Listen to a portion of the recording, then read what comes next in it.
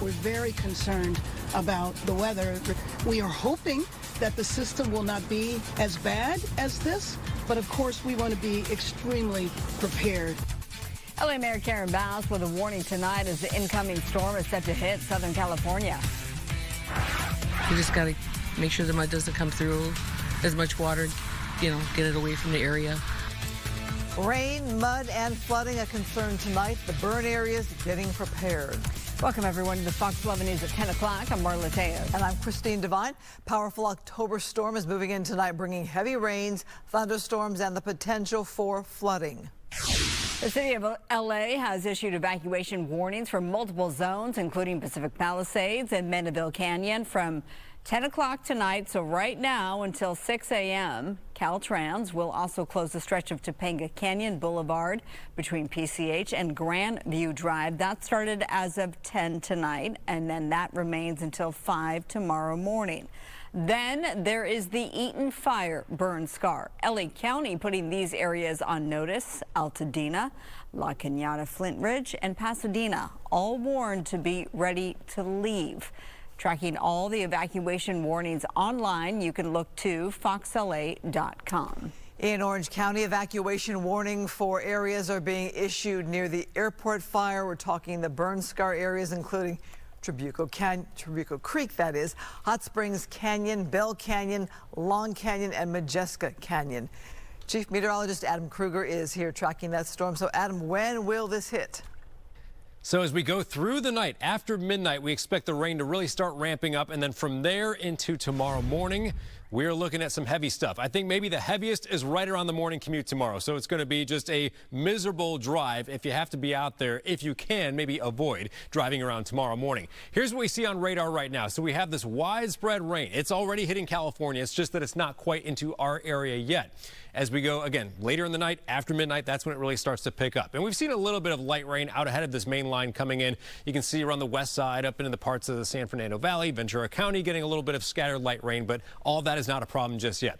So we know heavy rain is on the way. We know widespread rain is on the way. We have flood watches across a large part of our area. A lot of the coastline is excluded from that. We also have wind advisories. We're going to talk more about specifics on the flood watch and the wind advisory here coming up in a little bit later.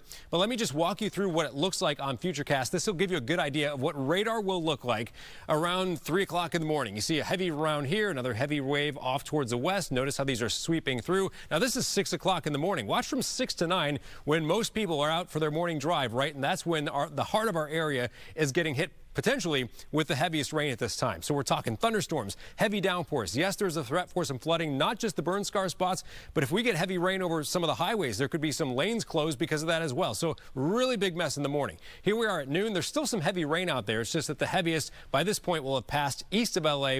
Maybe a few scattered showers as we continue into Tuesday afternoon, Tuesday evening. So we're not totally done with it there. But again, the threat for the heavy stuff late tonight, early tomorrow morning. Oh, and by the way, before you head out the door tomorrow, you probably want to dress pretty warm because it's going to be breezy. Of course, it's going to be wet, and those temperatures will hold in the upper 50s to low 60s all day long. We've got a lot more to talk about. We'll get to those details a little bit later. For now, back to you.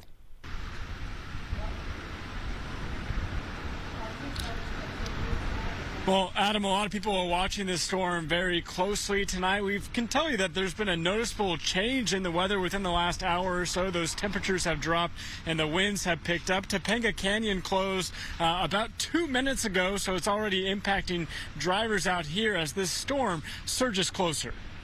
An urgent rush is on under dark skies in Pacific Palisades. Workers and residents in the burn zone scrambling to prepare, now bracing for what could be the strongest October storm in more than a decade. A couple of our clients who really were concerned about getting too much water, and we're trying our best to cover the structure. Charred hillsides scarred from the recent LA fires, now at risk of giving way. Thousands of people under evacuation warnings as heavy rain and wind move in.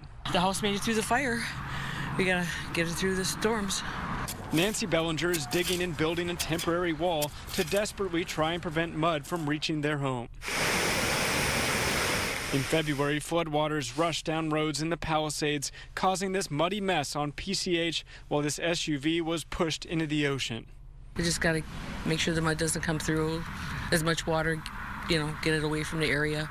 Between 1 and 3 inches of rain possible across Ventura and LA counties, with more in the hills and mountains. A flood watch issued through much of Tuesday. This storm could bring localized flooding, debris flows, and power outages. LAFD and the state preparing for the strong storm. Governor Gavin Newsom tweeting California has pre-positioned resources, including dozers, hand crews, rescue swimmers, and helicopters in Ventura, Los Angeles, and San Bernardino counties to respond to potential debris flows and mudslides. The storm expected to impact people all across Southern California. Let's continue our team coverage tonight with Fox 11's Laura Diaz in Pasadena with more. Laura. Yes, Matthew, here in Pasadena, they got the word a couple of hours ago that they have to evacuate. It's no longer a warning. It has been upgraded. Now, we're just talking about a handful of homes that were told that this evening. But as you can imagine, these people have been through so much since January. They feel absolutely battle-tested. On Skycrest Drive in Pasadena, Pasadena fire officials went door-to-door Monday evening, alerting people in the burn scar area. The evacuation warning had become more urgent. It was no longer a suggestion, it was an order. They had to get out by 8 p.m. Hi, I'm sorry to bother you again, dear. It's okay. They're doing mandatory evacuations now. Some homes were in harm's way as a dangerous storm was poised to unleash a river of rain on hillsides left nude by January wildfires. The big fear is mudslides and also debris flow. Neighbors who saw flames at their back door now took precautions against flooding with sandbags. Families like the Spankies had settled in for a cozy evening of Chiapino and cobbler, but then they got the word. We caught Elizabeth loading up the dishwasher as they prepared to leave for the night. We did not think that we'd have to leave tonight. The Spankies have been through multiple calamities since January, fire and then mud. They made plans to stay in a hotel Monday night until it would be safe to return home. Do you ever feel like you're under siege? Somewhat. But we've enjoyed this house for 30 years. Meantime, the neighbor one house over loaded up her car to follow the order. Everyone hoping that life can get back to normal as soon as possible. Well, we got some sandbags on the down slope up here. Mud and debris flow is misleading because people think it just comes down slowly. Once that starts accumulating speed and weight and comes down those hillsides, it comes at a very powerful force. It is a very real danger and important to remember those words. As far as the Spanky family, their house is still standing. They said that the fire department had done a marvelous job and saved their home. They had nothing but praise.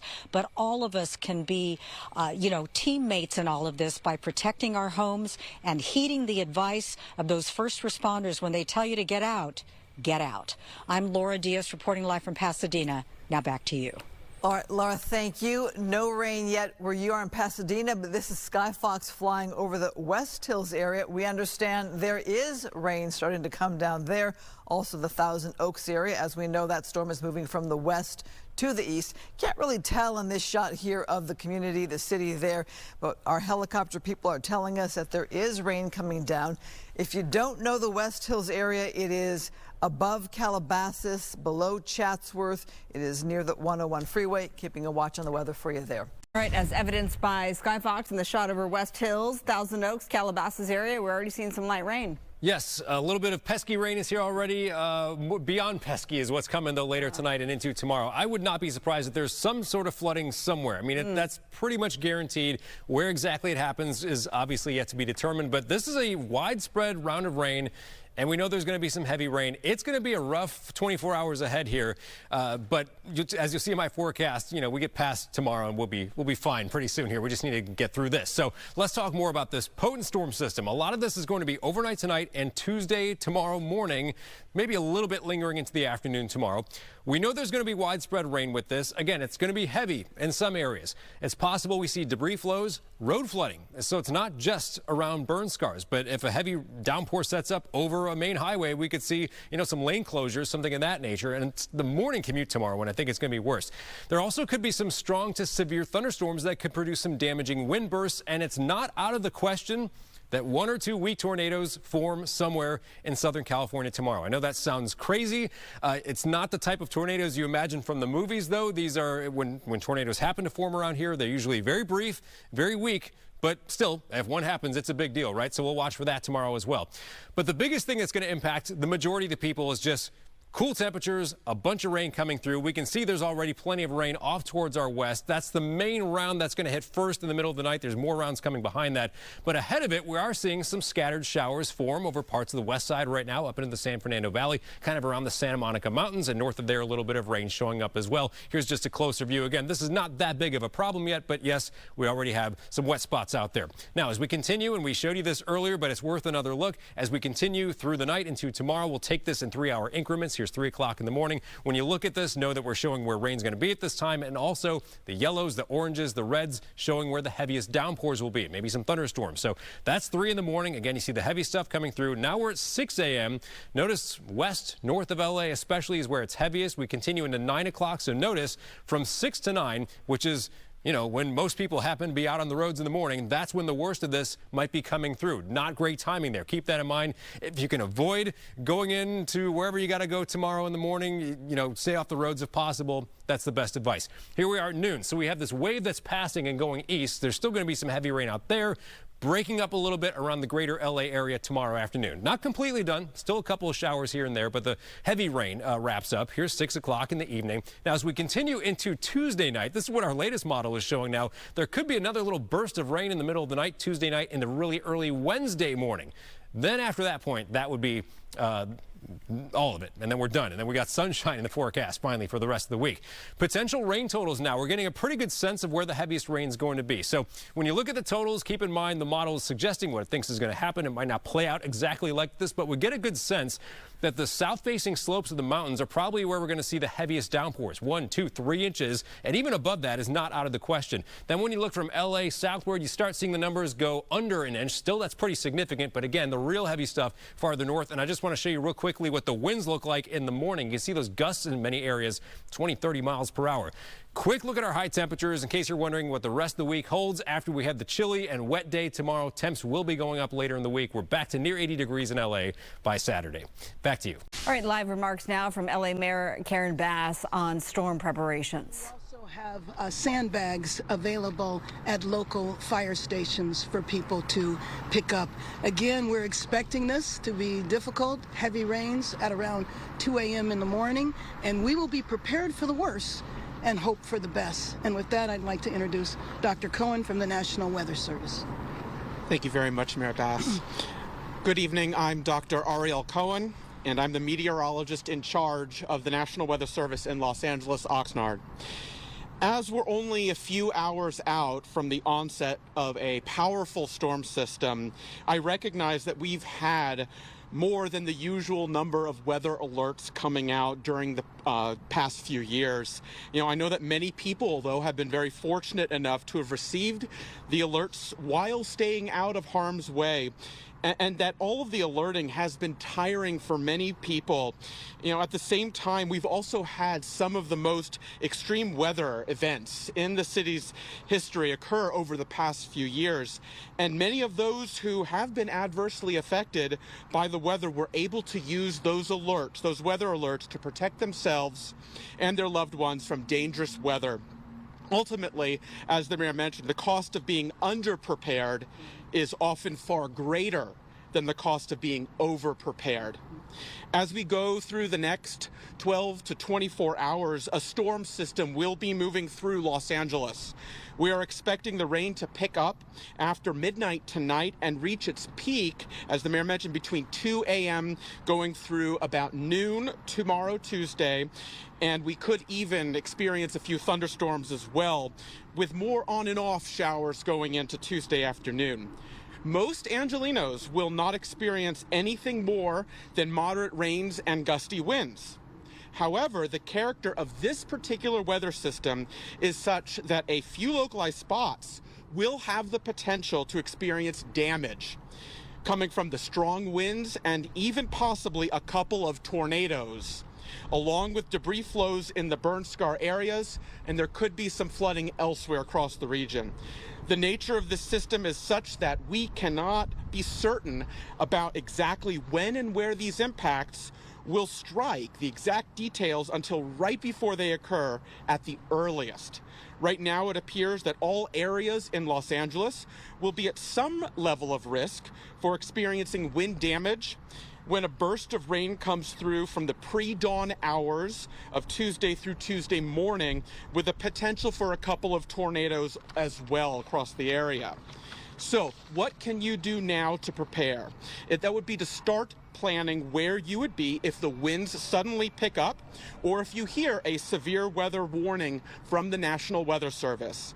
We recommend that you be indoors, in a sturdy structure, on the lowest floor, with as many walls between you and the outside as possible. Stay away from windows. If you encounter flooding, never drive through a flooded roadway. If you're in or near a burn scar area, be especially cautious of your vulnerabilities and be prepared to heed any directions from emergency management and law enforcement officials. Very importantly, have multiple ways to receive emergency alerts, especially with the potential for dangerous weather to occur during the overnight hours when you may be asleep. Again, most people will be fortunate enough to be unaffected by any adverse weather. However, the type of weather system coming through is one that has the capability of being damaging in a few areas. The alerts we issue are not intended to create fear, but rather to be a tool and resource to help you and your loved ones be safe. Our confidence in dangerous weather striking any one particular location may not be certain until it's too late to take action. So please take these alerts as an opportunity to prepare while there's time to do so. Hopefully we can get through this system with as little impact as possible, even if we're ready for much worse. We will continue working closely with our core partners, including emergency management officials, as well as the mayor's office, to ensure that everyone has the latest available information on this evolving situation. To all Angelenos, on behalf of the National Weather Service, stay safe and take care. Thank you. Good evening. My interim chief, Ronnie Villanueva. I just wanted to speak a little bit on our preparation. For the past few days, your LA City family has been preparing. We know that this is going to be some heavy rains, and we have our apparatus, we have our resources, and a pre-deployment plan in strategic areas throughout the city. So with that in detail, because of all the resources that we have, I'm going to have Deputy Chief William Peralta, the commander of West Bureau, explain to you in detail where those resources are going to be, followed by Battalion Chief Adam Kanabi, who's in charge of the strike team that you see behind us today, and tell you what the capabilities are of these Type 3 engines that we have here in front of you today. Chief Peralta. Thank you, Chief Villanueva. Good evening. My name is William Peralta, Deputy Chief of Operations West Bureau. Thank you for allowing me to be here tonight to speak with you. Right now I'm going to talk about LAFD's robust pre-deployment that we have with the support of Cal OES. Talk about our resources, where they're strategically located for access, logistical needs. But really what's happening tonight is our resources are going to support the plan by patrolling all of your areas that are prone to burn scars, areas that are not prone to burn scars, to make sure that we're prepared in case something does happen. All of our fire stations have done pre-assessments of the area. They've identified needs, possible debris flow areas that have been impacted in the past, and we're ready to respond as our priority safety for all of the public and make sure that we're there to support. In terms of our pre-deployment, as you see, we have the 1880 Charlies. It's a strike team of Type 3 engines behind us, led by Sten, Chief Kanabi. We also have a USAR rig right there, Type 1 USAR rig, that is going to be stationed here at 59s. All of these fire engines behind us are going to be deployed and patrolling the area of the Palisades, but able to respond anywhere that they're needed, but they'll make sure they support everything on the Palisades side. We have a Type 1 dozer, along with basically a team of 5 members that are ready to deploy excavators, skid steers, dozers in case of the in case we have a mudslide in any of our areas, and they'll respond out of Fire Station 88. Sand and sandbags has been delivered, like the mayor talked about already, to all the fire stations, and they're there for the public should you need any sand or sandbags. We have swiftwater teams deployed at Fire Stations 44 and 88, which consists of 16 members. We have Type 2 helicopters, Helco, and pilots deployed to support any air resources, communication, and support of any of the incident needs that we have in mudslide areas or floodings. We have extra dispatchers at MFC that will support the operation for multiple calls and increase in call load that comes in these types of events. We have a Type 2 hand crew, which consists of 27 members on staff tonight as well, stage at Fire Station 89. They can go throughout the city and support any needs that we have for anything that goes out. We also have multiple brush patrols being staffed tomorrow. The duration of this incident is 36 hours. We have resources that are pre-deployed tonight, through the AM, and then through tomorrow. So they'll be here to support any needs that we have throughout the city. Any questions? We'll finish. Take questions at the end. Yeah, good evening. Battalion Chief Adam Kanavi, Los Angeles City Fire Department. Strike team leader here with Strike Team 1880 Charlie, and what that is a set of 5 Type 3 fire engines.